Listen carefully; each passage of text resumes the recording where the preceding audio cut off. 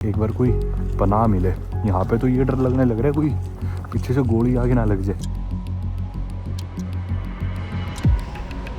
Ukraine का सबसे बड़ा दुश्मन है रशिया। रशियन पासपोर्ट होल्डर एक लड़की आई हुई है, उसकी भी इंटेरोगेशन हुई है, लेकिन उसको हमारे से 2-3 घंटे पहले छोड़ दिया जाता है। उनकी तरफ से उन्हें कोई भी मतलब नहीं, इन्हें कोने में पड़ा रहने दो। दोस्तों फिलहाल हम इंटेरोगेशन के लिए यहाँ पे बैठे हैं। हमें बॉर्डर पुलिस ने यहाँ पे रोक रखा है कई घंटों से, लेकिन 10 घंटे इस इंसल्टिंग सिचुएशन में रहने के बाद मैं आपसे इस सवाल का जवाब जानना चाहता हूँ। मैंने पूछा था उस ऑफिसर से, ये चीज़ हमारे साथ ही क्यों करी गई। शुरुआत करते हैं वापस किशिनाउ मोल्दोवा से।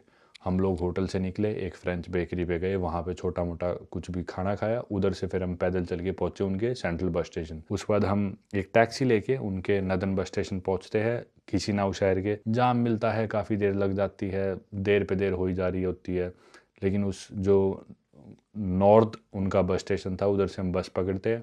वही बस जाके एयरपोर्ट के बाहर कई देर रुकी रहती है, लेकिन फाइनली वो हमें ले जाती है मोल्दोवा और यूक्रेन की बॉर्डर पे, यानी कि यूक्रेन देश के साउथ में। मियाका छोटा सा टाउन था, उस टाउन के नज़दीक जो बॉर्डर है, नीस्तर नदी बहती है। मैंने आपको बताया नीस्तर नदी डिवाइड करती है दोनों देशों को। जब हम बॉर्डर चेक पॉइंट पे पहुंचे थे मोल्दोवा और यूक्रेन की, उस समय वक्त हो गया था दोपहर के 3 बजे। अब हम फाइनली आ जाते हैं मोल्दोवा और यूक्रेन की बॉर्डर पे। अभी हमें मोल्दोवा देश को एग्जिट करना था और यूक्रेन देश के अंदर घुसना था यहाँ पे, ठीक है। अब मैंने खुद लगभग 125 के करीब देश ट्रैवल करे हैं, नवांकुर ने 150 देश ट्रैवल करे हैं। हम दोनों काफ़ी सीजनड ट्रैवलर्स हैं, सारी तरह की बॉर्डर क्रॉसिंग्स कर ली है, ट्रेन के थ्रू, बस के थ्रू, पैदल चल के, टैक्सी के थ्रू, एयरप्लेन के थ्रू, शिप के थ्रू, मतलब जो भी आप इमेजिन कर सकते हो उन सभी तरीक़ों से हम लोगों ने देशों की बॉर्डर्स क्रॉस करी है। और ओवरलैंड जब भी आप बॉर्डर क्रॉस करते हो तो जनरली आप जिस देश से निकलते हो एक उनका इमिग्रेशन और कस्टम्स होता है, फिर आप जिस देश में घुसते हो उनका इमिग्रेशन और कस्टम्स होता है। काफ़ी केसेस में ये दोनों ऑफिसेज सेम बिल्डिंग के अंदर ही होते हैं। आज भी यही सिचुएशन थी मोल्दोवा और यूक्रेन दोनों कंट्रीज का। जो कस्टम और इमिग्रेशन ऑफिस था वो एक साथ था और एक ही बिल्डिंग के अंदर था, यानी कि मोल्दोवा वालों की इमिग्रेशन भी यही और यूक्रेन वालों की इमिग्रेशन भी यही। तो ऐसा नहीं है कि आपको एक बिल्डिंग में पहले मोल्दोवा से हम बाहर निकल रहे हैं, वहाँ पे पासपोर्ट पे स्टैम्प करवा के फिर कई दूर चल के जाना है, फिर यूक्रेन की इमिग्रेशन आएगी। ऐसा नहीं था, एक ही बिल्डिंग में दोनों ऑफिसेज थे। अब हम उस कॉमन इमिग्रेशन या बॉर्डर सिक्योरिटी चेक पॉइंट पे पहुंचते हैं। बस में आप लोगों ने देखा बस ऑलमोस्ट खाली थी, कुछ ही लोग थे बस में और वो भी यूक्रेनियन लेडीज थी या क्या पता मोल्दोवन भी हो, लेकिन औरतें थी सिर्फ। अब क्या होता है कि बस ड्राइवर हमारे पासपोर्ट्स लेके जाते हैं कस्टम्स और इमिग्रेशन के पास, वीज़ा मांगा जाता है तो हमारे पासपोर्ट पे शेंगेन वीज़ा था। अब ये मोल्दोवा वाले ऑफिसर मांग के गए कि मोल्दोवा का वीज़ा दिखाओ। अब मोल्दोवा का वीज़ा हमने शेंगेन वीज़ा के बेसिस पे लिया था, वीज़ा ऑन अराइवल। तो वो शेंगेन वीज़ा देख के पासपोर्ट ले जाते हैं। तकरीबन 5-10 मिनट बाद वो ऑफिसर लौट के आते हैं बस में और बोलते हैं कि भी तुम दोनों इंडियंस उतर के आ जाओ और चलो हमारे साथ ऑफिस में, और बाकी सबके पासपोर्ट लौटा दिए जाते हैं। अब हम इस वक्त रिलैक्स थे क्योंकि हमने बहुत सिचुएशंस डील करी है, हमें पता था ये चीज़ होनी ही है, कोई नई चीज़ नहीं थी। हमने एक्सपेक्ट करा था कि भी हाँ इंडियन पासपोर्ट ज़्यादा स्ट्रॉन्ग नहीं है तो आमतौर पे एक्स्ट्रा इंटेरोगेशन करते हैं, एक्स्ट्रा जांच पड़ताल करते हैं। कई देश ये भी चेक करते हैं कि भी इनका पासपोर्ट असली है नकली, फिर इनका वीज़ा असली है नकली, फिर अगर असली भी है तो क्यों आए थे, वापस कब जाओगे, क्या किया, वो सब हम प्रिपेयर्ड थे। और इनफैक्ट जब हम उतर भी रहे थे ना बस से, तब हम हंसते हंसते उतर रहे थे। और मैं मेरे दोस्त को 2 मिनट पहले यही बात बोल रहा था कि मुझे ना ओवरलैंड बॉर्डर क्रॉसिंग्स पसंद नहीं है इस महीने में। अब ये हमें बुलाएंगे 100% और हमारी वजह से बाकी बस को इंतज़ार करना पड़ेगा। ये चीज़ कई बार हो चुकी है मेरे साथ पहले भी। अगर वहीं हम किसी प्लेन से आए होते और हम इमिग्रेशन की लाइन में लगे होते तो प्लेन ऑलरेडी लैंड कर चुका है उनके देश में और लोगों को हमारी वजह से इंतज़ार नहीं करना पड़ेगा। अब ना बेइज्जती सी बहुत महसूस होती है कि आपको लक्ष्य उठा के ले जाया जा रहा है, जैसे कि आप बहुत बड़े क्रिमिनल्स हो या फिर ऐसे सस्पिशन की नज़रों से आपको देखा जाता है, तो वो बहुत ही अच्छी फीलिंग नहीं होती। वैसा ही कुछ हुआ। वो ऑफिसर बस में आए, उन्होंने रशियन में बोला, फिर वो बस के ड्राइवर ने हमें ट्रांसलेट करके इंग्लिश में बताया कि तुम दोनों इंडियंस उतर के जाओ, अपने बैग्स लेके अपने बैग्स चेक करवाओ और तुम्हारा पासपोर्ट इन्हीं के पास रहेगा। ड्राइवर हमें बोलता है कि we will wait for you. अब मुझे अच्छा भी लगा बुरा भी लगा। अच्छा इसलिए कि अगला इंसान इतनी कर्टेसी दिखा रहा है, बुरा इसलिए लगा कि ये लोग अब हमारी वजह से यहाँ पे इंतजार करेंगे। ऑफिस में ले जाया जाता है, बोलते हैं कि अपने बैग्स खोलो तुरंत। नवांकुर बहुत छोटा बैग लेके ट्रैवल कर रहा है क्योंकि ये इंडिया से स्पेशली मेरे से मिलने और यूक्रेन जाने के लिए आया था। सिर्फ 5 दिन के ट्रिप पे आए, 5-6 दिन के ट्रिप पे। मैं लंबी ड्यूरेशन से ट्रैवल कर रहा हूँ, नवांकुर भी लंबा करता है, पर अभी ये बीच में वापस जाने वाला है इंडिया। तो मेरे पास सामान थोड़ा ज़्यादा था, एक बड़ा बैकपैक, एक छोटा बैकपैक। बैकपैक उन्होंने स्कैन करा, कुछ भी नहीं था यार हमारे बैग में, क्या मिलना था। और यही सामान लेके पूरी दुनिया ट्रैवल करता हूँ मैं, हमेशा सेम सामान होता है। 125 देश मैं जा चुका, 150 देश ये जा चुका, यही सामान होता है सेम। बैग में बोलते हैं कि आपके बैग में दवाई है, मैं बोलता हूँ हाँ है, बोलते बैग खोलो। अब ये मोल्दोवा के कस्टम्स वाले थे, वहीं पे यूक्रेन के बॉर्डर सिक्योरिटी थी, वहीं यूक्रेन की इमिग्रेशन थी, वहीं यूक्रेन के कस्टम ऑफिसर थे। सारे ऑफिसर्स एक ही चार दीवारी के नीचे घूम रहे हैं, बैठे हैं, वहीं कॉमन ऑफिस है इनके। अंदर कमरे में वो घुस गए, उसके सामने वाला कमरा वो यूज़ कर रहे हैं, उसके बराबर वाले वो यूज़ कर रहे हैं। मतलब मोल्दोवा और यूक्रेन, रशियन भाषा बोली जा रही है पूरे ऑफिस में, बिल्कुल कॉमन शेयर्ड चीज़ है। आप ऐसा नहीं कह सकते कि भी ये यूक्रेन वाले या मोल्दोवा वाले, नहीं, दोनों आपस में घूमे जा रहे हैं। अब हमारा सामान भी चेक हो रहा है तो यूक्रेन वाले भी आके वहाँ पे खड़े हो गए। इंग्लिश किसी को नहीं आती, सिर्फ रशियन, लेकिन रशियन बोल ले कैसे यूक्रेनियंस के साथ, वो चिढ़ जाएंगे। यूक्रेनियन ना रशियन आती, लेकिन हमें तो ना यूक्रेनियन आती। मेरे फ़ोन में एटलीस्ट ट्रांसलेटर ऐप पे रशियन डाउनलोडेड थी, इंटरनेट नहीं चल रहा था। अब वो सामान खोलना शुरू करते हैं, बोलते दवाइयाँ का है, मैं निकाल के देता हूँ, ये रही दवाइयाँ।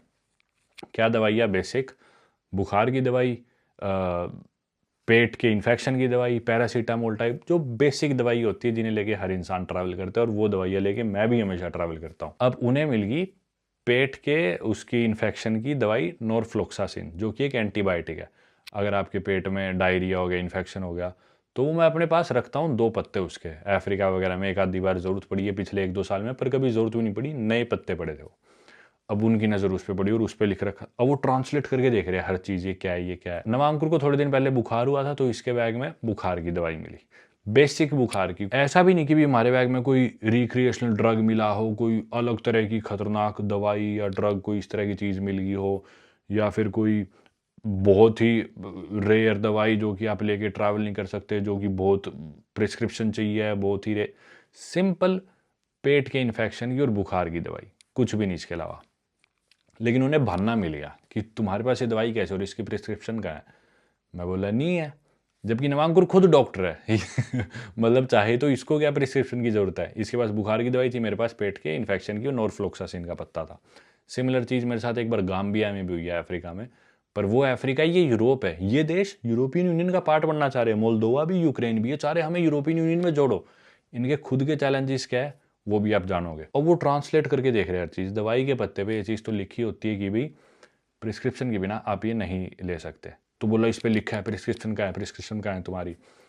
अब कन्फ्यूजन हो रही थी, हमें भाषा समझ में नहीं आ रही थी। मैंने मेरे दोस्त को, इलिया को, यूक्रेन का ही मेरा दोस्त है, मैं सोचा किसी रशियन दोस्त से बात कराने का फ़ायदा नहीं, क्योंकि ये लोग और चिढ़ जाएंगे, तो यूक्रेनियन दोस्त से ही बात कराने का फ़ायदा है। तो मैंने मेरे सबसे नज़दीकी दोस्तों में से एक इलिया, जो कि बर्लिन रहता है, यूक्रेनियन दोस्त है मेरा, काफ़ी अच्छा।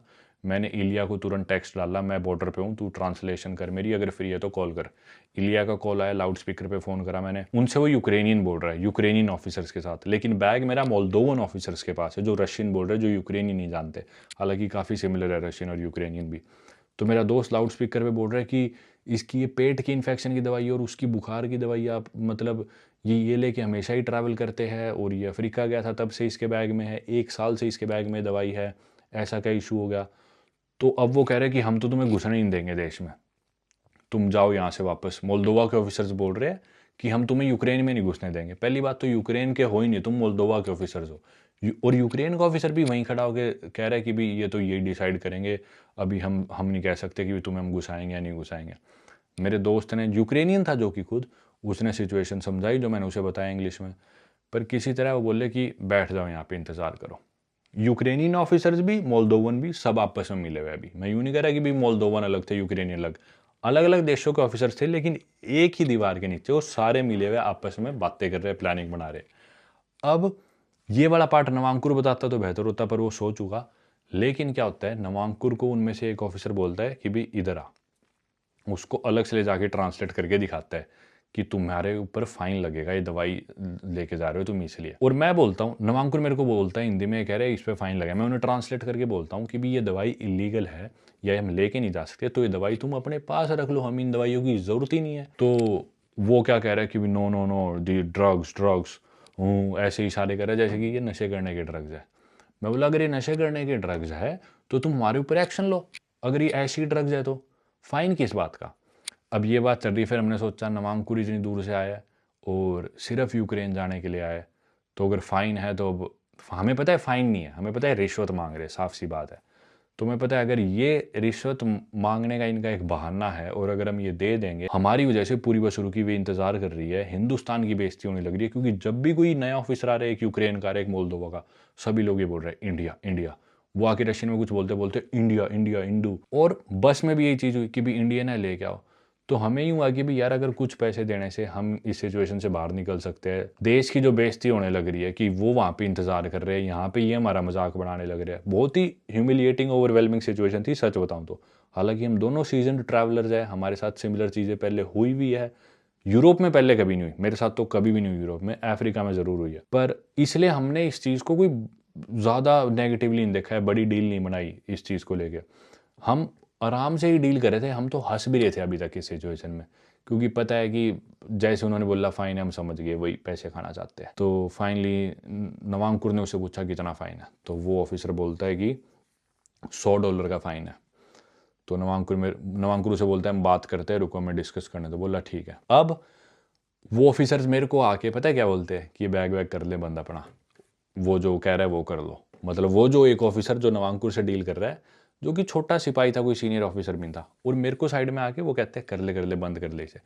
और मैं सोच रहा हूँ अभी तक तो तुमने इतनी बड़ी डील बना रखी थी कि इनके पास बुखार की दवाई है, और अभी तुम कह रहे हो बैग बंद कर लो। अगर वो दवाई इलीगल है, अगर तुम सारे लोग इतना इकट्ठा हो गए और कह रहे हो कि भी ये तुम लेके कैसे जा रहे हो, तो तुमने डस्टबिन में फिकवाई क्यों नहीं मेरे से, अगर ये इतनी बड़ी प्रॉब्लम है तो। मतलब देश में, मैं कहना नहीं चाहूँगा ये बात, बिल्कुल नहीं कहना चाहता मैं इस तरह की सेंसिटिव बात, मतलब देश में इतनी फ्रेजाइल, इतनी वॉलेटाइल सिचुएशन है, मतलब जहाँ पे देश में खतरा है मिसाइल्स का, ड्रोन्स का, बॉम्ब्स का, वहाँ पे तुम किस चीज़ को इशू बना रहे हो कि इसके पास पैरासीटामोल की गोली है। और अगर वो गोली इतनी खतरनाक है, अगर वो गोली ये जो एक्सप्लोजिव्स देश पे गिरने लग रहे हैं उनसे ज्यादा खतरनाक है, तो तुम इतने बड़े गद्दार हो कि मुझे वो एक पैरासीटामोल की गोली का पत्ता लेके जाने दोगे अंदर। अगर वो खतरनाक है जैसा तुमने उसकी हाइप बना दी, तो फिर तो तुम देश से गद्दारी कर रहे हो कि भी तुम मुझे वो लेके जाने दे रहे हो। अगर वो पहली बात, तुम मेरी नजरों में तो वो चीज कोई कुछ है ही नहीं, कोई मायने नहीं रखती। लेकिन अगर तुमने इतनी बड़ी फस बना दी, सारे ऑफिसर्स हमें घेर के खड़े हो गए, वो बस भी जा चुकी है फाइनली, बस हमारा इंतजार करके ड्राइवर फाइनली चला गया क्योंकि और लोग लेट हो रहे थे, बस हमें छोड़ के जा चुकी थी। लेकिन अगर वो बुखार की गोली इतनी ही बड़ी चीज है, तो तुमने वो से फिकवाई क्यों नहीं, अपने पास रखी क्यों नहीं? ये क्या मतलब है कि पैक कर लो, कोई नहीं चलो। और ये जो कह रहा है अब इससे बात करो, वो क्या कह रहा है, वो ऑफिसर कह रहे हैं उनका कि $100 दो, मुझे कैश मत देना, क्योंकि उनके यहाँ पे कैमरा लगा हुआ था। बोला कि अपने पासपोर्ट में डाल के दो। हम बोले पासपोर्ट तो तुम्हारे पास जमा है हमारा। बोले तुम्हारे बैग में एक तुम्हारा पुराना पासपोर्ट भी है, वो पुराना पासपोर्ट में $100 का नोट डाल के अंदर कमरे में रखाओ।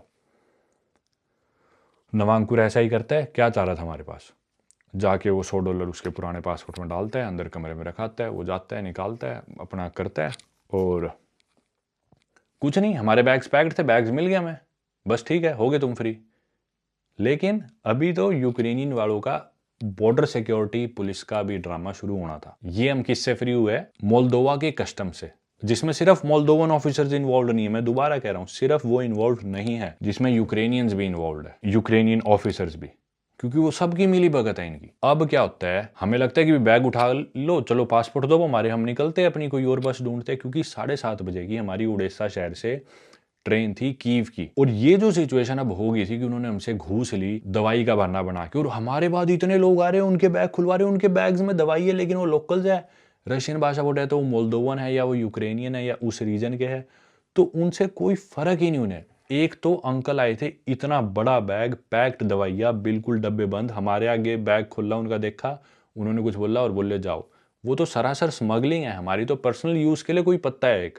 अगर आप पैक्ड इतनी दवाइयाँ लेके जाने लग रहे हो, ऑब्वियसली पर्सनल यूज तो नहीं है, नहीं, आप इतने बड़ा बैग भर के लेके जा रहे हो, पैक्ड दवाइयों के डब्बे, वो तो स्मगलिंग है एक तरह से। लेकिन उनसे उन्हें कोई प्रॉब्लम नहीं, प्रॉब्लम उन्हें हमारे से, क्यों ये मैं नहीं जानता। अब क्या होता है कि हमें लगा कि चलो हम फारिग हो गए, अभी भी हम टाइम से उड़ीसा शहर पहुंच जाते हैं, पहुंच के हम अपनी ट्रेन ले लेंगे, क्योंकि हमें कीव पहुंचना है। कीव यूक्रेन देश की लार्जेस्ट और कैपिटल सिटी है, बहुत पुरानी हिस्टोरिक सिटी है, 1400 साल पुरानी सिटी है शायद। ओवरनाइट हमारी ट्रेन थी, हम थके हुए थे, हमने सोचा 7:30 बजे की ट्रेन, इसी हिसाब से हमने कराई थी। 8-10 घंटे की ट्रेन थी वो, 10 घंटे स्लीपर ट्रेन में आराम से सोते हुए जाएंगे, अगली सुबह कीव पहुंचेंगे, अच्छे से कीव घूमेंगे, इनकी कैपिटल और लार्जेस्ट सिटी कीव में वीडियोस बनाएंगे, 2-3 दिन कीव में बिताएंगे। उड़ीसा हमारा रुकने का कोई प्लान नहीं था, कि ये था कि भी दिन में पहुंच जाएंगे, 4-5 घंटे उड़ीसा घूम के फिर कीव। लेकिन 3 बजे वहाँ पहुँचे थे और अभी इस पूरी सिचुएशन से डील करते करते हमें 5 बज चुके थे। तो मैं थोड़ी जल्दी भी थी कि ओडिशा की तरफ चलते हैं यार, ट्रेन ना मिस हो जाए। लेकिन पासपोर्ट तो हमारा अब यूक्रेनियन ऑफिशियल्स के पास जा चुका था। अब यूक्रेनियन ऑफिसर्स का खेल शुरू होता है। बॉर्डर सिक्योरिटी वाले जो भी थे, उनकी बॉर्डर पुलिस फोर्स या बॉर्डर सिक्योरिटी फोर्स जो भी येलो सी उनकी ड्रेस थी, अब वो एक ऑफिसर आते हैं और हमें बोलते हैं कि आपकी इंटेरोगेशन होगी। दोबारा बता दूं, मैं इंग्लिश नहीं आती किसी को, हमें रशियन नहीं आती, 2-4 वर्ड रशियन के हमें पता है, 1-2-3-4 वर्ड इंग्लिश के शायद उन्हें पता होगी। ट्रांसलेटर पे बात होने लग रही है सारी। वो हमें बताते हैं कि आपकी इंटेरोगेशन होगी और इसमें 1.5 घंटा लगेगा।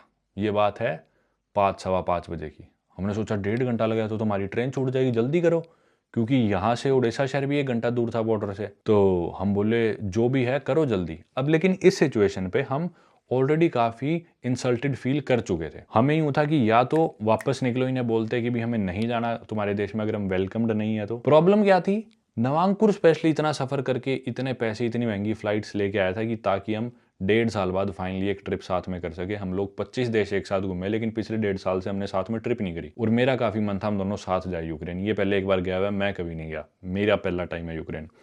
और ये इतने लाखों रुपए लगा गया था, इतने हमने एफर्ट्स करे थे इस ट्रिप के लिए, तो हमने सोचा थोड़ा सा और सह लेते, थोड़ा सा और। वो थोड़ा थोड़ा करते करते हम बस सहते गए। और अगर उन्हें इतनी ही प्रॉब्लम थी हमें वेलकम करने से, अपने देश में घुसाने से, तो हमें वीज़ा क्यों दिया? पहली बात तो ना, मैंने 2 बार यूक्रेन का वीज़ा अप्लाई करा है अलग अलग डेट्स के लिए, दोनों बार मेरा वीज़ा अप्रूव हुआ है, दोनों की दोनों बारी। हमारे पास वैलिड वीज़ाज है, हम वीज़ा के साथ जाने लग रहे हैं। और एक ऐसी सिचुएशन में जब तुम्हारा देश वॉर से गुजरने लग रहा है, कोई तुम्हारे देश में नहीं आने लग रहा, तुम्हारे देश के खुद के लोग देश छोड़ के भागने लग रहे हैं, फिर भी हम तुम्हारे देश में आ रहे हैं कुछ पॉजिटिव तुम्हारे देश में दिखाने के लिए, तुम्हारे देश की पीड़ा दिखाने के लिए कि भी किस वजह से लोग इतने परेशान हो रहे हैं। हम तुम्हारा नुकसान करने तो नहीं आ रहे, तुम्हारी इकोनॉमी में कुछ ना कुछ पैसे देने ही आ रहे हैं, तुम्हें प्रमोट करने ही आ रहे हैं, वीजा लेके लीगल तरीके से रिस्पेक्टफुल मैनर में हर चीज के साथ। लेकिन अभी आप सुनना क्या होता है। बताया जाता है कि तुम्हारी इंटेरोगेशन होगी, 1.5 घंटा लगेगा। हम बोले ठीक है, हम हर चीज़ के साथ कंप्लाई करने के लिए तैयार है, जो भी चीज़ें हम साथ देने के लिए, हर चीज़ के लिए आप लोगों के साथ है, तैयार है, जो भी करना है करो, प्लीज़ शुरू करो। अब शुरुआत होती है कि भी हमें कमरे में बुलाया जाता है। कमरे में बुला के हमसे तरह तरह के सवाल पूछे जाते हैं कि तुम्हारे पास कितना पैसा है, कैश कितना है, बैंक में कितना पैसा है, क्यों आए हो तुम यहाँ, क्या करने आए हो, तुम्हें नहीं पता यहाँ पे वॉर चल रही है, पहली बार आए हो या पहले कब आए थे, रशिया गए हो कभी, रशिया क्यों गए हो, कब गए थे, रशिया जाने का पीछे तुम्हारा कारण क्या था, रशिया के बाद अब तुम यूक्रेन क्यों आ रहे हो। रशिया 7 साल पहले गया था मैं, 2018 में, 2025 खत्म होने वाला है। बताया कि भी घूमने के लिए आए हैं, क्या करते हो, बताया कि भी सोशल मीडिया इन्फ्लुएंसर्स है, क्यों देखना चाहते हो, क्यों घूमने आए हो, तुम्हें पता है यहाँ पे वॉर चल रही है, हाँ सब पता है, तुम यहाँ से बाहर कैसे निकलोगे, तुम रुकोगे कहाँ पे, तुम उड़ीसा से कीव कैसे जाओगे। हमारे पास सारी बुकिंग्स थी, फॉर्चुनेटली सारी तैयारी के साथ आए थे, क्योंकि नवांकुर का टाइम कम था तो मैं ज़्यादा प्रिपेयर कर था। आमतौर पे हम ट्रिप्स के लिए प्रिपेयर नहीं करते, लेकिन इस ट्रिप के लिए कर रखा था। हमारी ट्रेन टिकट थी उड़ीसा से कीव की, कीव से हमारे लवीव की ट्रेन थी, लवीव से हमारी समशुल, जो कि पोलैंड में एक टाउन है जिधर मैं पहले भी गया हूँ 2022 में, बॉर्डर पे पड़ता है पोलैंड और यूक्रेन की, समशुल की भी ट्रेन थी। फिर वहाँ से इसको जाना था क्राको, क्राको से इसकी इंडिया की फ़्लाइट भी थी। पूरा ट्रिप कवर्ड था, सारी हमारे पास बुकिंग्स थी, दिख रहा था कि भी मैं यूरोप में ट्रैवल कर रहा हूँ। मैंने बताया कि मैं इन देशों में घूम रहा हूँ। तो बोल रहा है कि भी इधर क्यों आए तुम, मोल्दोवा क्यों आए। मैं बोला मैं मोल्दोवा नहीं, मैं बुडापेस्ट भी आया हूँ, मैं रोमेनिया भी आया हूँ, हंगरी भी आया हूँ, उसके बाद मैं मोल्दोवा हूँ और उसके बाद मैं यूक्रेन आया हूँ, मैं यूरोप ट्रैवल कर रहा हूँ, क्यों ना करूँ ट्रैवल। अगर मेरे पास परमिशन है, मेरे पास वीज़ा है, तुम्हारे देशों ने अगर वीज़ा दी है, अगर मैं वैलिड वीज़ा के साथ तुम्हारी इमिग्रेशन पार करके किसी भी देश में जा रहा हूँ, तो क्यों ना करूँ भाई। तो ये सारी चीज़ें समझाई उन्हें कई देर। अब जब फाइनली उसने देखा ना कि भी बुकिंग दिखाओ, तो हमने उसे दिखाई हमारी ट्रेन है आज 7:30 बजे की। अभी वक्त हो गया था 5:30 पौने 6। हम बोले कि ओडेसा से हमारी कीव की ट्रेन है। बोला कि ये ट्रेन तुम नहीं ले सकते। हम बोले क्यों, पर इतनी बात ही नहीं हो पा रही। वो बोला कि भी नहीं ले सकते, इस ट्रेन को भूल जाओ तुम। फिर हमने एक दूसरी ट्रेन कराई रात के 9 बजे की। हमें पता था यहाँ देर लगने वाली है। अब उन्होंने जाके हमें बाहर बिठा दिया। अब इस कमरे में हम बैठे रहे। आप लोग स्क्रीन पे थोड़े बहुत नज़ारे देख पा रहे होगे इन क्लिप्स के जरिए। बस इस कमरे में एक कोना था, कोने में मैं और नवांकुर बैठे थे। 3 चेयर थी, उनमें से 2 चेयर लेके हम बैठे थे, हमारे बैग रखे थे साथ में। उसके अलावा बीच बीच में कोई आ रहा था जिनके साथ एक्स्ट्रा सवाल जवाब हो रहे थे, तो वो थे। और वो एक्स्ट्रा लोग कौन थे जिनके साथ सवाल जवाब हो रहे थे हमारे अलावा? एक लड़की थी जो कि रशियन सिटीजन थी, रशिया के पासपोर्ट के साथ आई हुई थी, जब इन दोनों देशों में इतना बड़ा युद्ध चल रहा है। यूरोप का वर्ल्ड वॉर 2 के बाद आज तक की हिस्ट्री का सबसे बड़ा युद्ध है ये युद्ध चलने लग रहा है। यूक्रेन का सबसे बड़ा दुश्मन है रशिया। रशियन पासपोर्ट होल्डर एक लड़की आई हुई है जो कि हमारे से 2-3 घंटे बाद आई है। उसकी भी इंटेरोगेशन हुई है, लेकिन उसको हमारे से 2-3 घंटे पहले छोड़ दिया जाता है। मतलब सिचुएशन समझो कि भी हमारे को जान करके क्यों टारगेट किया गया। अब मैं नहीं जानता क्यों करा। सबसे पहली चीज तो देखो, इस देश में वॉर चल रहा है, ये एक्स्ट्रा मेजर्स लेंगे अपनी सेफ्टी के लिए, मैं मान रहा हूँ वो बात। लेकिन जिनके साथ युद्ध चल रहा है तुम उनको हमसे पहले कैसे छोड़ सकते हो? हम उनसे ज्यादा सस्पिशियस कैसे हो सकते हैं भाई, जिस देश के खुद के पासपोर्ट होल्डर्स आने लग रहे हैं रशिया के। जैसे कि हम खुद इंडियंस तुमसे जंग लड़ने लग रहे हो। पता नहीं आई भाई, ये चीज मेरे समझ में नहीं आई।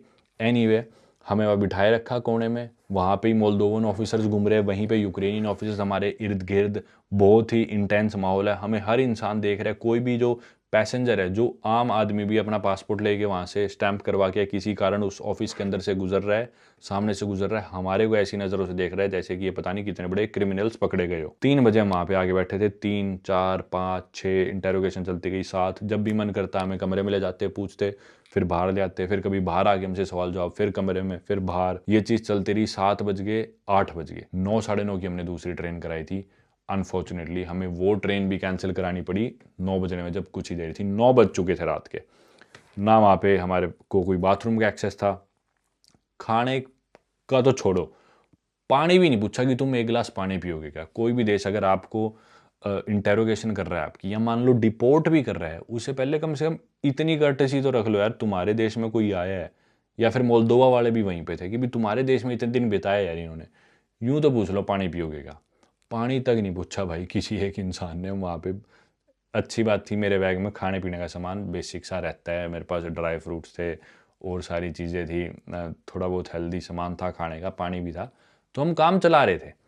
पर उनकी तरफ से उन्हें कोई भी मतलब नहीं है, इन्हें कोने में पड़ा रहने दो। अब हम उधर बैठे रहे, हर इंसान हमें ऐसे अजीब सी नज़रों से देख रहा है। बैठे रहे 7 बज गए, 8 बज गए, 9 बज गए, 10 बज गए। 10 बजे मैं उसे ढूंढता हूँ ऑफिसर को। बीच में हमने कई बार ढूंढने की कोशिश करी, उनको अप्रोच करने की, पर हमारे से आंखें मिलाए बिना ऐसे इग्नोर करके हमें चले जाते हो।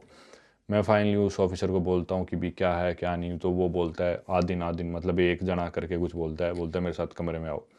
दोबारा कमरे में लेके जाता है, कुछ बोलता है रशियन में, समझ में नहीं आता। ट्रांसलेटर ऐप यूज़ करी जाती है, उस ट्रांसलेटर में ठीक से ट्रांसलेट नहीं होता, तो मैं बोलता हूँ कि भी मैं समझा नहीं, दोबारा बोलना। तो मेरे को बोलता है कि भी इंडिया में कौन सी भाषा बोलते हैं। मैं बोलता हूँ इंडिया में इंग्लिश बोलते हैं, तो मेरे को इंग्लिश में ट्रांसलेट करके दिखा। बोला नहीं तुम कौन सी भाषा बोलते हो।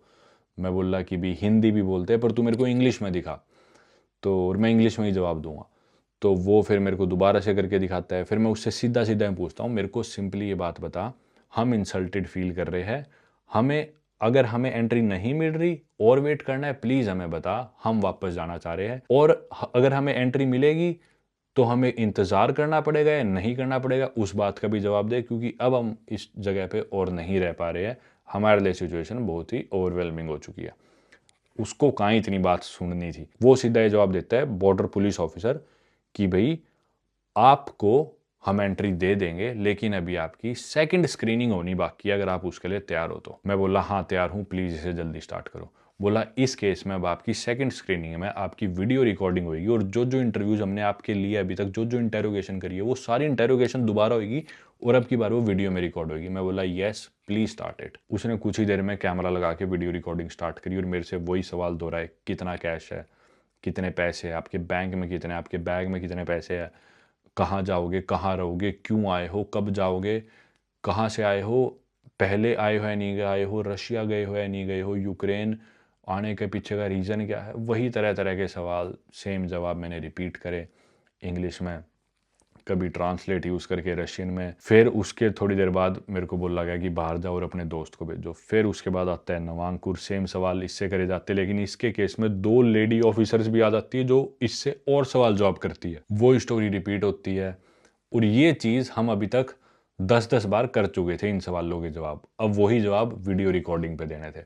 मुंह पे हमारे बिल्कुल कैमरा लगा हुआ है, सामने रिकॉर्डिंग होने लग रही है। तो किसी तरह अब हम दोनों बाहर आते, हमें लगा चलो फाइनली अब 11 सवा 11 बज गए, अब जाके पीछा छूटा, लेकिन अभी भी कहानी ख़त्म नहीं हुई थी। अभी बॉर्डर सिक्योरिटी वालों ने वो हमारी जो फाइल्स थी, डेटा था, वीडियो वगैरह, वो आगे इनकी इंटेलिजेंस को भेजी होगी। अभी उनके जवाब का इंतजार करना था या जो भी चीज़ है, उसके बाद इनकी इमिग्रेशन पे भी आना था हमें। ये तो बॉर्डर सिक्योरिटी था, ये चीज़ होती है। उसके बाद कुछ आधा पौना घंटा इंतजार करते हैं, फिर वो हमारे पासपोर्ट इमिग्रेशन वाले को दे देते हैं। इमिग्रेशन और वो शायद बॉर्डर सिक्योरिटी एक ही साथ काम कर रहे हो, एक ही डिपार्टमेंट में, पता नहीं। पर अब वो हमें दोबारा बुलाते हैं, दोबारा से हमारे फिंगरप्रिंट थंब स्कैन करे जाते हैं, उनके इंप्रेशंस लिए जाते हैं, जो कि पहले भी हुआ था। अभी इसी दौरान ही दोबारा से होती है चीज़ें, फिर हमारे पासपोर्ट पे स्टैंप कर दिया जाता है। अब हमारा पासपोर्ट थमा दिया जाता है यूक्रेन के कस्टम ऑफिसर्स को, जो कि आते हैं एक बड़ी सी उम्र के रशियन में, चिल्ला के हमें बोलते हैं बैग अपना इधर रखो और खोल लो। हमें लगता है यार उस बंदे ने हमसे पैसे किस बात के लिए थे। फिर अब रात के 12:30 बजे हमारे बैग्स दोबारा खुलवाए जाते हैं। किस्मत की बात ये थी कि वो जो ऑफिसर थे, यूक्रेनियन ऑफिसर, वो दिन में वहां पे नहीं थे, क्योंकि सबकी ड्यूटीज चेंज हो चुकी थी। हम वहां पे कई घंटों से थे और उन्हें नहीं पता था इनके कोई दवाई मिली थी जिसके पीछे कोई इशू बना था। ये बुरी बात भी मान लो चाहे अच्छी बात भी। बुरी बात यह है कि उन्हें पता होता कि इनसे पैसे ले चुके, अब उन्हें नहीं पता इन्होंने इनसे हम पैसे लूट चुके। पर अच्छी बात यह है कि उन्हें कुछ भी दवाई ववाई दिखती नहीं, बैग में थोड़ा सा सामान था, बस जूतों पे नजर गई, कपड़ों पे, बोले ठीक है जाओ यहाँ से। और जब हमारी फाइनल इंटेरोगेशन कंप्लीट हुई, मैंने उस एक बॉर्डर पुलिस ऑफिसर को जाके अप्रोच करा और रशियन में उसे इतना बड़ा मैसेज लिखा और सुनाया। उसके साथ में एक लेडी पुलिस ऑफिसर भी थी, बॉर्डर पुलिस ऑफिसर। जब सारी चीज़ हो गई थी, जाने से पहले मैंने उसको अपने पूरे इमोशंस एक्सप्रेस करे कि मुझे पता है सब कुछ हो चुका और शायद तुम भी बहुत अच्छा फील ना कर रहे हो जो हमारे साथ हुआ उस सिचुएशन को लेके, लेकिन मेरे मन में एक सवाल है जो मैं आपसे पूछना चाहूँगा और मैं बहुत इच्छुकता के साथ इस सवाल का जवाब जानना चाहता हूँ कि ये चीज़ हमारे साथ ही क्यों करी गई। क्या ये कारण हमारी नेशनैलिटी था, यानी कि हमारा इंडियन होना था, या फिर हम दोनों बहुत सस्पिशियस लगते हैं, या फिर इसके पीछे का कोई और कारण था। तो मैं ज़रूर जानना चाहूँगा, अगर आप मुझे बताना ठीक समझते हो तो। और मैं ये बात अच्छे से जानता हूँ कि आपके देश की सिचुएशन ठीक नहीं है। मैं आपके काम की, आपकी जॉब की रिस्पेक्ट करता हूँ, इज्जत करता हूँ, और मैं पर्सनली आपसे कोई भी दुश्मनी लेके यहाँ से नहीं जाना चाहता। लेकिन मैं इस सवाल का जवाब जानने के लिए बहुत ज़्यादा इच्छुक हूँ कि हमारे साथ जो भी चीज़ हुई, उस ह्यूमिलिएशन या फिर उस इंसल्ट के पीछे का कारण क्या था। क्या वो कारण हमारी नेशनैलिटी थी, हमारा इंडियन होना था, क्योंकि हमारे अलावा रशियन भी गए हैं वहां से, या फिर हम बहुत ज़्यादा सस्पिशियस लगते हैं ताकि हम आगे से ख्याल रख सके, या फिर अगर इस चीज़ के पीछे कोई और कारण था और आप मुझे उस बात का जवाब दे सके तो मैं बहुत शुक्रगुजार होऊंगा। मैंने इतना लंबा क्वेश्चन और अपनी बात उनके आगे रखी, और मैंने इस मैसेज में एक और लाइन ऐड करी कि अगर मुझे 10 घंटे यहाँ पे इंतज़ार ना करना पड़ा होता तो मैं शायद आपसे ये सवाल पूछता भी ना। लेकिन 10 घंटे इस इंसल्टिंग सिचुएशन में रहने के बाद मैं आपसे इस सवाल का जवाब जानना चाहता हूँ। उन्होंने वो पूरा मैसेज पढ़ा। अब की बारी, पहली बारी उन्होंने मेरे किसी मैसेज को सीरियसली लिया। पूरा मैसेज उन्होंने ध्यान से पढ़ा, वक्त लेके।